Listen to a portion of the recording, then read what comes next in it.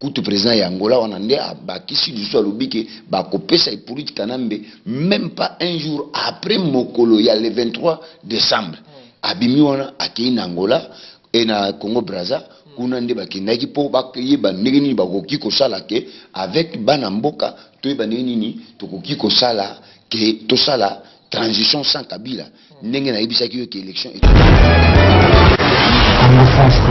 Merci beaucoup, chers amis fidèles téléspectateurs de la 3xw.congofrance.com. Merci toujours parce que vous êtes nombreux en train de nous suivre partout le monde entier dans l'émission Wabino. Showtime est représenté par Wabino Yannick Wenge, mais c'est les journalistes au Bino Toubo, c'est d'accord par rapport. Il y a des informations, Tozope Sabino, chers amis fidèles téléspectateurs. Merci pour nous, Congo France, Boza et Belé dans le monde entier. Émission au Showtime de Solamambe Belé, ou les Karalambo, Biso, Congo Biso, ah, on a fait d'ici. Tu veux dire, solo, toujours, le sous papa Pita Mukendi, moi, na Kwazulu Natal, à Tiki Mogane, pour la Awa. Qu'on toujours, information, plutôt, peut couper ça, information, surtout pour la souci, il y a Mbokanae, tout Solamambe Belé, le Loran Nalbara, tout détachement, Masolo Belé, avec papa Pita. Papa Pita, bonjour. Bonjour, Ndéonanga, Yannick Wenge, bonjour, Balandi, Wazak, Kolanda Biso Sukoyo. O balinga kolanda biso o batala biso o basepela na biso toye tellement tolobi ki eza devoir pour na en tant que mwana mboka toye tomeka to sola lisusu na bande ko na biso bayiba koza bato ba obenga papa piteza ndini bazali lisusu na espoir ya koloba keke Congo tokoki kozwa ngo lisusu ebele bakomi ko kansake Congo il faut ka toka tango to kaboyango mutu na mutu azwa mbongo na ye yango biso toye ko yibisa bango ke ezata ko kabwa ko teka ko ngote e komi tansi ko ya biso nyoso ba congolais to sangana toyeba ndenge nini tozali ko benga na mututi ya Rwandais oyo alala kamino ezaka polele. Est-ce que ça c'est que mboka na biso Congo to libérer ezonga suna bo na biso année oyo 2018 ezali année ya bénédiction pour na bana Congo oyo nyuso bazana elika na kati ya Nzambe ke Congo ezali mboka na biso 2018 ezali fin ya kolela ya ba congolais 2018 oyo ezali fin ya ba pasi na kobomaka ba congolais 2018 oyo ezali année ya libération totale pona ke bana mboka bazwa mboka na bango bakamba mboka ndenge esengeli ke bana mboka bakambango. Merci beaucoup de betali sola Didier Randex ko tambola na ye ba déplacement na partout pe kozala na Brazzaville awa na fudi si ko tambola ezanini ko tambola na ye ezanini parce que aza parmi bato bavani sa pe kabia na pouvoir. Merci pona mutuna na yo, merci mingi ndeko na ngai Yannick na mituna ozali kotuna yango toye ko ebisa bande ko na biso le na tongo boyebi ke Didier Randex bango wana ba Belge ba noko na biso nde ba memela biso mututi Rwandais ba imposaka biso Rwandais na Congo tellement mututi azana mayele mususu a dribbler bango ta dribbler bango ba comprendre que tozali ko vivre na mutu oyo ayebi ko vivre na sa mokilité. C'était comme ça bomonaki Didier Randex avant Didier Randex aya Sadek et sengaki ke ndeko na biso président oyo Afrique du Sud ancien président Afrique du Sud oyo abengami na kombo ya Thabo Mbeki bango pe oyebi na 1+4 yende basala ka ba manœuvre nyonso wana ke nani politique na mbe mona mutuchi oyo akoma président akamba na bande ko na biso ba congolais oyo bakamba na bango tant tout ça qui 1+4 sikoyo yeko tombeke mbeki azali lisusu moza diboso oyo atelemi alobi ke non Kabila doit respecter constitution atika pouvoir na kibia tant sikoyo Sadek eponi nani Mbeki batinda Mbeki na Congo batu ya soi-disant majorité baboyi Mbeki ke akoki koya na Congo te. C'est pour cela ba Belge va comprendre que il faut kaka babenga na Kabila parce que e politique na mbe mona ya mutuchi oyo azali na besoin ya kotika pouvoir te. C'était comme ça monaki Didier Randex azakiawa basololi na Ramaphosa après ko sisa na kosola na Ramaphosa baki kokutana na Thabo Mbeki kobima na ye akendaki na Congo Brazza après akendaki nano na Angola bisika akendaki koyibi ke bango siko yonde bache kutu président ya Angola wana nde bakisi lisusu alobi ke bakopesa politique kanambe même pas un jour après mokolo ya le 23 décembre abimi wana akei na Angola et na Congo Brazza kuna nde bakendaki po bakeyeba ndenge nini bakoki kosala ke avec bana mboka toyeba ndenge nini tokoki kosala ke tosala transition sans Kabila ndenge na yebisaki yo ke élection ezali te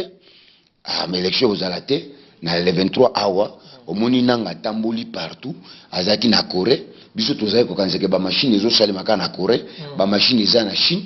ba machine basali yango lisu na India donc ba memi kaka ba bisika oyo talaka na Chine eloko nini ya mutu ya ko kubima na kati ya Chine yango atamboli cop na ezali kaka ke soki kaka réussir ba machine wana ekoti na Congo ye ya ye azwi mbongo na ye tosolaka na ye na miso tosalaka ke bana mboka boyeba déjà ke le 23 décembre oyo mais élection ekosalema te bango baka ko insister babi élection ekosalema élection ekosalema soki tosalisi yango sans machine parce que na constitution na biso etikala koloba te ke tokosalisaka un jour élection na bana mboka na ba machine parce que ba machine wana eza déjà triqué ba machine wana bandeko na biso ebele na ba village wana ba village lokola village nanga koza bato mosusu bamona na télévision te yo ozomemela machine oyo ayebi même façon ya komanipuler yango te yango toye koyebisa peuple congolais ke bozala kimia nzambe azali na biso Congo ezali kokoma na délivrance nango oyo tozali kobelela butu na moyi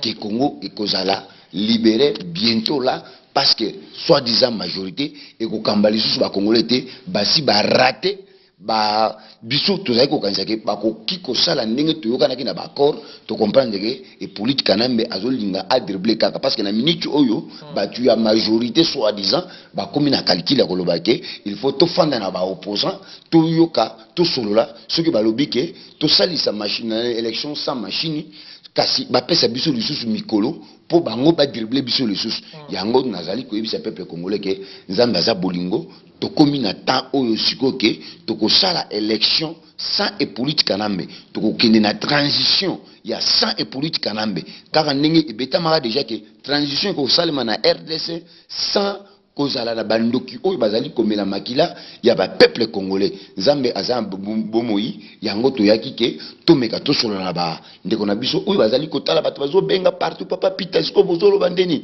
non temps ekomi sikoyo po na délivrance libération ya mboka na biso po congolais nyonso oyo azali na posa kozonga mboka na ye tozonga tomeka pe ko impliquer makambo oyo totangi libanda awa. Merci beaucoup tout beta lisolo ya Joseph Kabila Kabange azotambola na ba province partout pe azongeli teni na ye azolata teni pe ye moko na volant azokumba nyeso nza ba signe ezola kisanini non wana ezali ba drimas ndonanga ya Nick wana ezali ba drimas bien sûr aza soda aza esprit wana ki militaire na kati na ye wana tanzola tateni wana azali ko bangisa batu oyo ye azo kokende kokuta na bango parce que na kati na ye aza na kobanga na minute oyo ka bigila e politika nambe oyo ya kala na e politika nambe ya sika eza batu mibale e politika nambe ya kala azali ayebaki na yeke na kokonza ba congolais mais na minute oyo akomo kotambola na keba c'est pour cela omoni akomo kolata bateni wana azobangisa batu oyo bazali pembeni na ye azali kobangisa batu bazali banda te ozo comprendre azali kobangisa batu bazali banda te bignani pouvoir na ye c'est sili to komisiko kuluka ndenge nini tukosala transition sans bango sa ba mende sa batu nyonso oyo yebi wana poke tomeka kosaisa élection oyo kosileka na bosembo mutu oyo akozwa pouvoir azwango monde entier na même likolo kuna bayebi ke mutu oyo azwi élection parce que le peuple congolais bacheye. Merci beaucoup. Tout na monde entier, peu partout, la province à Bisso, il y a Congo et l'on Koloba. Na bango pour la machine à voter. On a soki nanga a insisté que non, bah ça y est là, l'on Koloba parce que tout ça, va comprendre machine. On te peut pas comprendre pourquoi Bobo ya machine à voter. Merci beaucoup pour na bande konanga nyonso oyo bazali na ba province. Ngana jusqu'aujourd'hui na ebi que tozana 11 provinces à part Babylone ya ba mibi oyo ba yaki ba diviser ba Congolais pour bango ba régner. Nazali kotinda message boye soki boyoki nanga oyo aza kabiliste oyo bazali ko manipuler et pas ya batu ya majorité baye ba imposer bino ke tozali kokendeka na machine to appliquer article 64 ya oyo ezali oyo ya biso na constitution ya mboka na biso donc tokende na machine te soki tosalisi machine tokei na élection avec machine c'est-à-dire tondimi ke nani Shadari oyo azali déjà na kati ya ba machine wana ke Shadari akoma mokonzi ya Congo boyeba ke 10 ans mosusu ekozala ya pasi misère na ba peuple congolais tokozalaka lisusu na chance te ya kozongaka ba mboka na biso ba constitution ya mboka na biso ba ko changer yango ba ko violer yango biloko nyonso oyo ekozala mpona peuple congolais bakochange kasi ekotikala kaka mpona bango yango biso toyaki lelo kobelela bana mboka monde entier oyo bazali na mboka na oyo bazali libanda ke tozala vigilant mboka wana ezali mboka ya bakoko na biso tobosana te ke partout biso nyonso tozali tosangana tozala nde na bolingo na kati na biso ke tobunda mpona mboka oyo ezali RDC mboka oyo tondi na bomengo me bakolo mboka bazali kaka kosouffrir butu na moi yango nayaki peza kosola bandeko na ngai oyo baza na baprovince bobosana te ke mboka ezali ya bino botelema contre régime ya batuchi oyo bazali kokonza bakongolais na complicité ya bakongolais oyo bazali kozwa mbongo bango bafandisa mutuchi ya Rwanda na mboka na biso. Merci beaucoup to loba pour nini ba politiciens bakanga bango na prison ba tu condamné sous Frak Diongo 5 ans de prison na éviter le bani ko ba pona ba opposant ba na prison. Sincèrement nazali kobelela na yebi Frank Diom azana na prison ba utu ko katela 5 ans.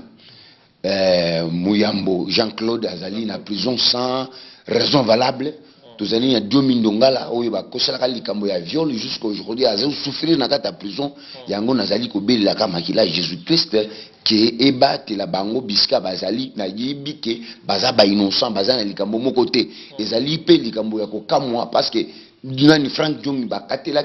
azaki ye moko te na kati ya prison jour bakanga bango na ba membre na ya parti politique na ye mais ye koka musanga ya kolobake ba membre ya parti politique na ye ba libéra bango mais Frank Diom ba imposer bo ba katelier 5 ans na kati ya prison na comprendre des alika ke ba lingaki ba corrompre Frank Diom akoma premier ministre avant même Chibala na Sami Badi Bangao lié à téléméaki et politique kanambe ya kolobake nazali awa en tant que mwana mbuka na kokufwa na polele na kati nanga c'est pour cela au moni Frank Diomi bakina bakangai na ndako na ye ba beti lokola mwana oyo azanga baboti ba beti Frank Diomi lokola mwana oyo azanga bisika ya kokende bakei ba condamné ye 5 ans de prison Zambe azali na ye akobatela ye biso bana Congo tozala vigilant tolinga mboka na biso tolinga ba leader oyo bazali kobunda parce que bato bazali koloba oh Frank Diomi azali kolabo oh azali ko travailler na bato ya majorité meta bakangi Frank ba beti Frank kozali susu mutu moko te oyo alekaka na maloba mabe ya kwa kizaka bato oyo bazali kobunda na sincérité nyonso donc bato bazali kobunda na sincérité nyonso koza bato bandeko na biso oyo bazali kozwa mwa mike oyo bazotindela bango ke bino bozala wana ta bobo lozoleka na media bo banda ko accuser bato oyo bazali kobunda na sincérité nyonso donc yango wana tozali ko belela kaka ke Nzambe abatela bango baza na kati ya prison ya Congo na ba prison oyo ya Libanda ezali différent na kati ya prison ya Congo ezali lokola mutu batie déjà na cimetière ou bien azana morgue tokomi kozela kaka tokende kokunda ye donc na yebi ke Nzambe akobatela bango même bambula bakosala ya mais na yebi ke 2018 oyo dans quelques mois awa makambo ezali ko changer pona mboka na biso toyeba ndenge to ko changer ba donner ebele na kati ya mboka. Merci beaucoup ba Congolais ba Libanda bozo loba pe bozo telema bozo leka ba télévision pona ba Congo mais ba pasteur na biso ya Congo na ba Congolais na kati ya Congo ba betaka lisolo te ba église za plein mais ba betaka lisolo mboka te okoloba ni na ba pasteur tout o ba tala biso na monde entier. Sincèrement ba pasteur na biso ebele minene oyo yebi na kati ya mboka baza ba corrompia ba pasteur ebele oyo na kati ya Kinshasa Libanda ya Kinshasa ba province ba kota ba magie tant ba koti ba magie bazot que travailler na pouvoir en place azo pesa bango ba mbongo te bazo pesa bango ba mbongo ba koti na ba église ole batia liloba ya Nzambe akomi ko sala la propagande epa ya Rwanda ya mutuchi ba congolais problème na biso wana mwa mbongo muke bazali kozwa bazokanga mutu na kati ya kasho sans ko comprendre que oza kati ya bumbo yango to moni ba pasteur ebele lelo ba Nzambe tellement azali Nzambe abimisi bango nyonso na posa ya koloba ke bazali basali ya Nzambe te bakota ba magie ebele na bango ndeonanga ya niki nazali ko betela yo lisolo yake ebele ya ba pasteur ya minene na mboka na biso bakota ba magie ba musu baza ba PD ba musu balala na bana mike ba condition ba pesi bango po bazala ba succès soki azote ya boye beti kaka mushoro boye bato bakoyi pour timbeli yango yango tant ozo kende na église ko kende na nzoto te kende na Saint Esprit tika nzambe akamba yo alakisa yo destiné na yo est-ce que bisika nazali ko sambela ezali ko mériter yango wana nazali ko belela ba congolais ta ozali ko kende na kati ya lingomba kende ko sambela nzambe nzambe alakisa yo bisika oyo esengeli okende ko sambela ye kokotaka ba église parce que bazali ko sala ba plainte bato mosusu bomonaka wana bazala bato te eza milimo ekoti na kati ya ndako ya nzambe bino bomoni ke eza ba plainte mosusu eutaka na ba cimetière bazali susu basali ya nzambe te eza kaka ke lokola mulangia eza na kati ya parfum soki esili solo ya parfum esilaka kaka te donc eza kaka ba étiquette ya bakombo ke bazali ba serviteur de Dieu mais à la vérité bazali basali ya nzambe lisusu te. Merci beaucoup Boni Sango, les amis de Moïse Katumbi na KwaZulu Natal et zo kende ndeni ba activité zo kende ndeni. Non ba activité na biso zali ko kende très bien, tozali koko bakaka parce que tozali na elikeke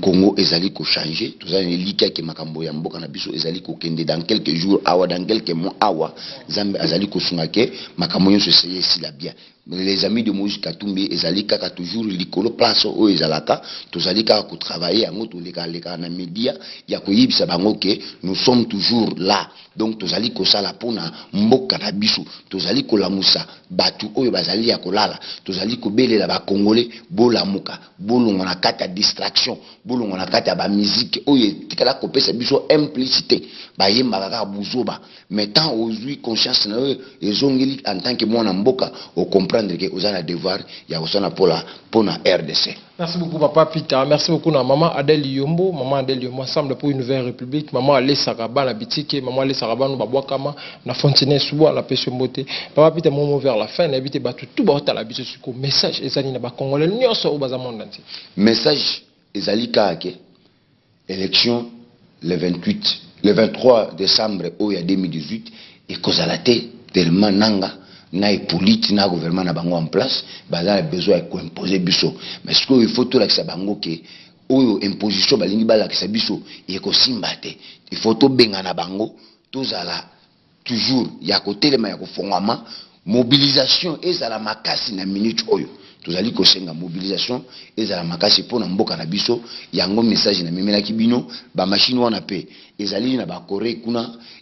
faut ebima Congo et ozwa biso lisusu ata ba 3 mois ba 4 mois po ekoma na mboka na biso yango bango sikoyo na ebisaka yo ke nanga à comprendre que ezali impossible à celle sa élection il y a le 23 décembre sikoyo yango bazali kuluka stratégie nini oyo ba kokuta na batu ya na batu ya opposition ba soki ba ko convaincre bango bani make OK tondimi to sa élection sans machine mais ba pesa bango lisusu mikolo mususu ba mususu ba pesa bango 3 mois après le 23 ou bien ba pesa bango lisusu 6 mois wana kabila lisusu na pouvoir ba congolais bazali kokufa ba congolais bazokangama yango biso tolobiki ekoleka lisusu te après le 23 décembre baye bazela nini bakokimela parce que libanda tokoboma bango na kisasa tokoboma bango.